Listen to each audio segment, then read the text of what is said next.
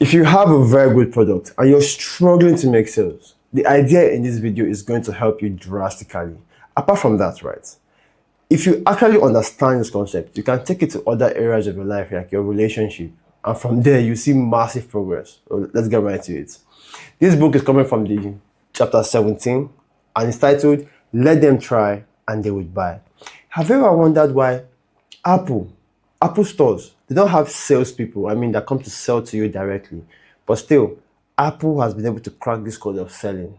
It's because when you walk into an Apple store, right, and you hold the Apple device, any of the devices, right, you get to realize that they would allow you play with these devices for an unlimited number of time.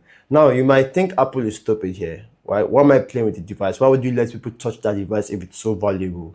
But watch this. Apple understands that if you expose people, if you show people your products more often, right, they'll become familiar with it. They'll become fond of that product. The second thing here is the fact that when they play with it for an unlimited number of time, they can already imagine themselves owning the product already. So these two things there are obviously two different ideas, right? The first one is called the exposure effect, where the more people become familiar with your product, the better it is. So if you're maybe selling a coaching program, the more people are familiar with coaching programs, the better it is for you. So it's better for you to sell a coaching program to somebody who is aware of coaching program.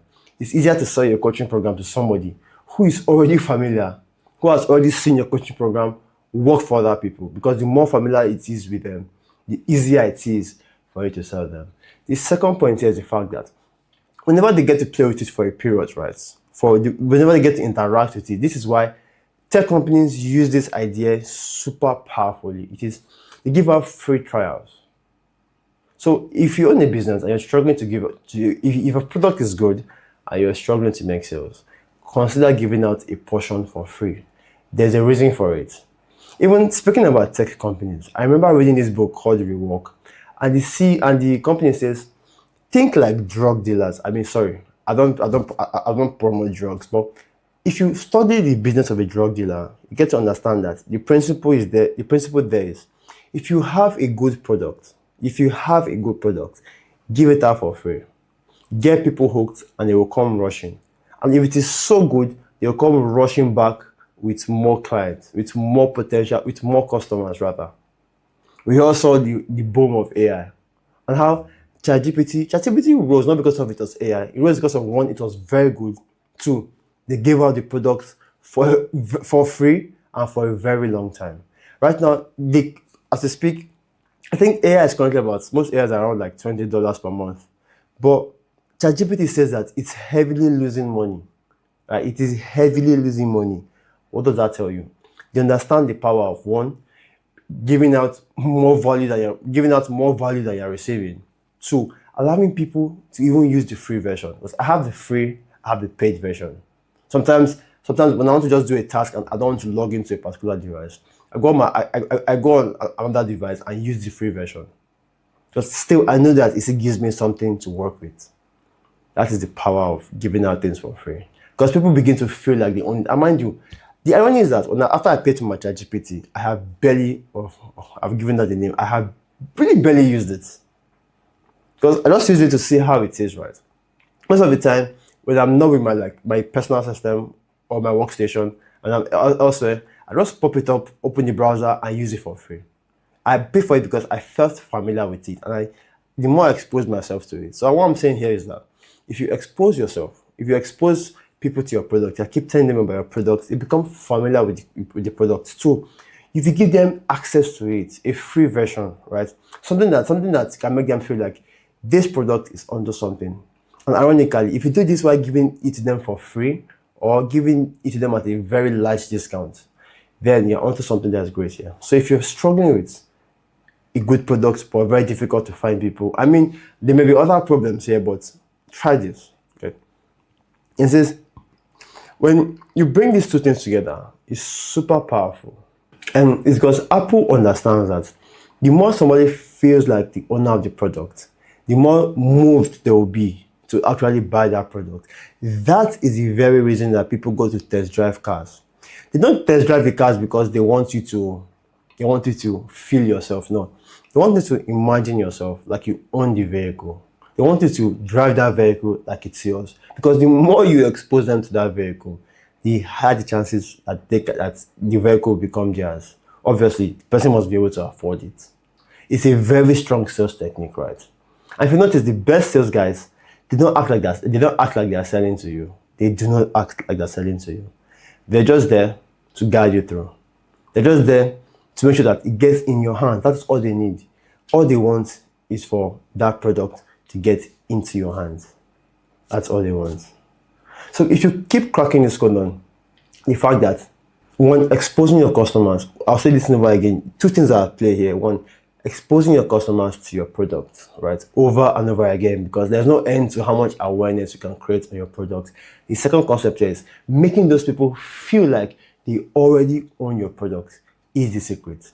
So that's it. So now, how does it affect, how does it come into your own relationship, right? So this is it, right? Although it's kind of like abused, but think about it.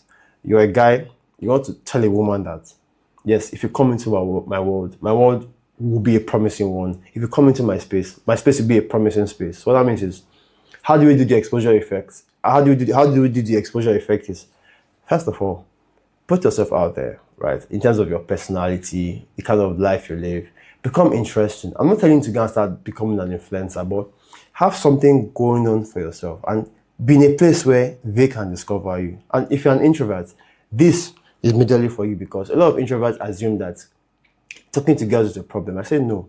Your game is different as an introvert. You're mysterious. You're a good listener. Draw them towards you.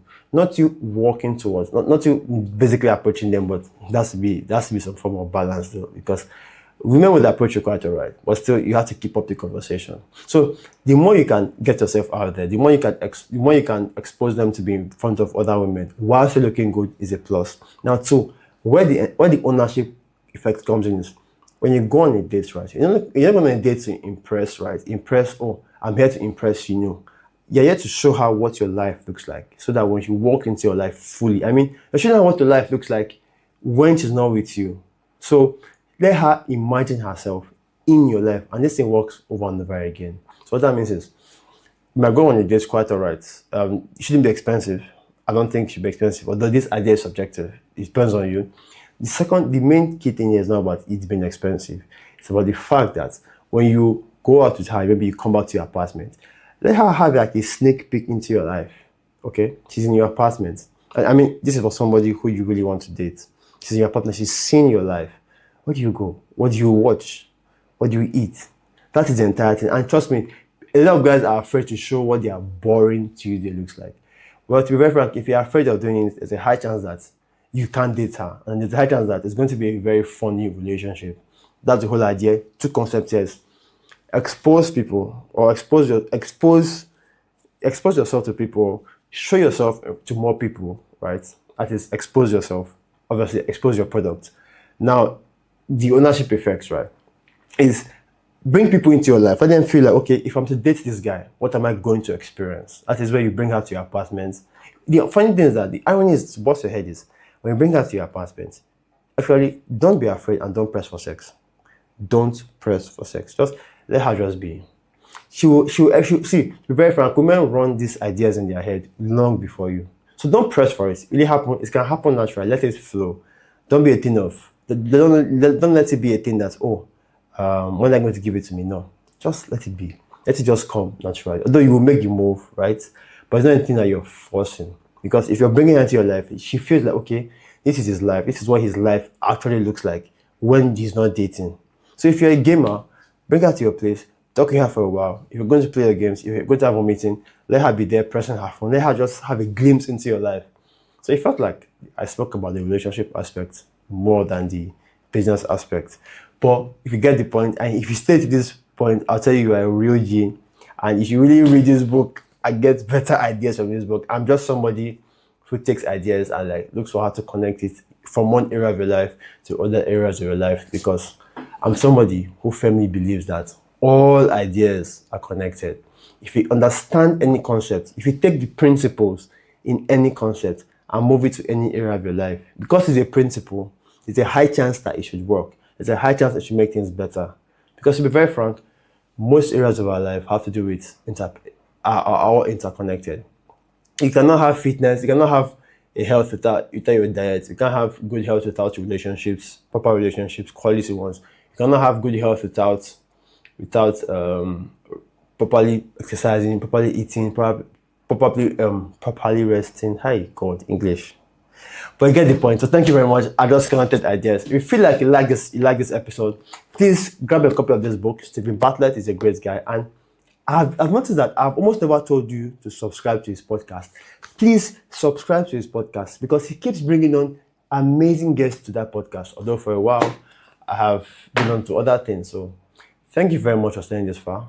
Kindly share my video with somebody who you know will find it helpful. It's actions like that actually get the channel to get bigger, and it further proves to me that you're seeing value in what I'm doing because you're benefiting from it. So just have that selfless act and share this video. So thank you very much. Talk to you soon, and bye for now.